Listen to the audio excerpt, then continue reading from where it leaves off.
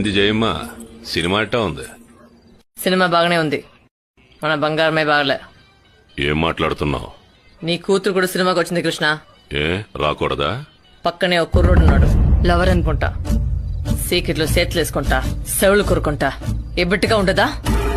సరిగ్గా చూసావా? చూశాను, నా కళ్ళుతో చూశాను. ఇలాంటి సంగతి చెప్తే నువ్వు బాధపడతావని నాకు తెలుసు కృష్ణ.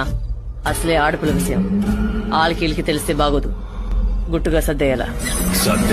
ఇదిగో ఇట్నే ఆవేశపడమాక. మొన్ననే పబ్లిక్ గా ఒకడిని చంపావు, ఇంకోడంటే పైగా వీడేమో పోలీసోడు. ఏదైనా ముందు వెనక చూసేయాలా?